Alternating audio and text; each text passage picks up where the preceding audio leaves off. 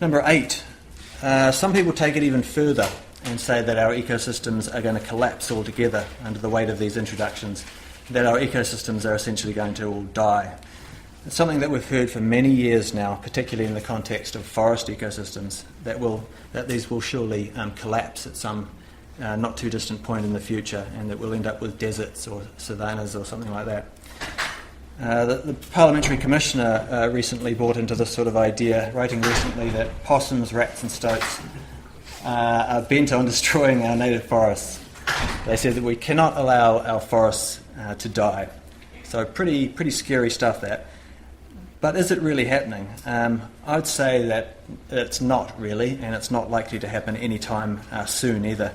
What is likely to happen is that our ecosystems are going to change, a far less catastrophic outcome. Possum herbivory, for example, will not cause forests to collapse.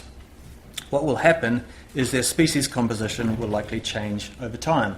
Tree species that are more palatable to possums and to other herbivores will become less numerous in the canopy over time, and those that are less palatable will become more numerous. Most of the species that we suspect of precipitating collapse, remember, have been in our forest for well over 100 years now, and yet, but almost everywhere you look in these spaces, it's just wall-to-wall forest.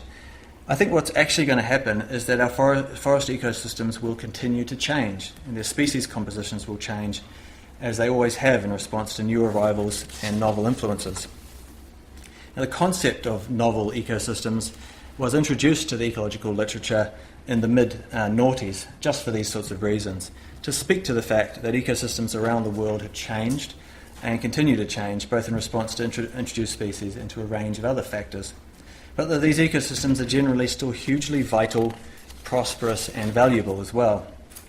Ecologist Richard Hobbs and colleagues had this to say about novel ecosystems back in 2009 and what it might mean for some of our thinking moving forward.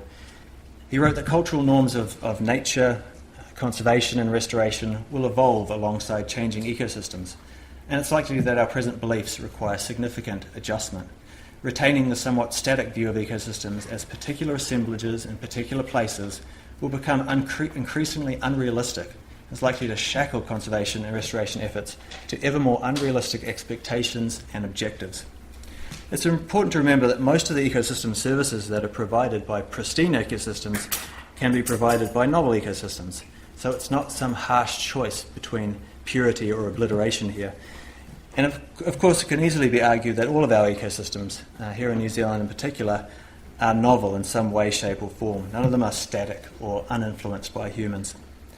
The Ecological Society of America, which is easily the most influential ecological society in the world, recently recognised these changing perspectives and what the sort of talk around novel ecosystems is doing last year, when they themed their entire conference around the concept of novel ecosystems. In sharp contrast, I suggested to the organisers of last year's New Zealand Ecological Society conference that we at least include a symposium on novel ecosystems in our program this year, but was essentially rebuffed and told that the notion of novel ecosystems was not seen as interesting to New Zealand ecologists. Our ecologists are still apparently on the restoration buzz from the 1980s. Frankly, I think we've got some real catching up to do in this space.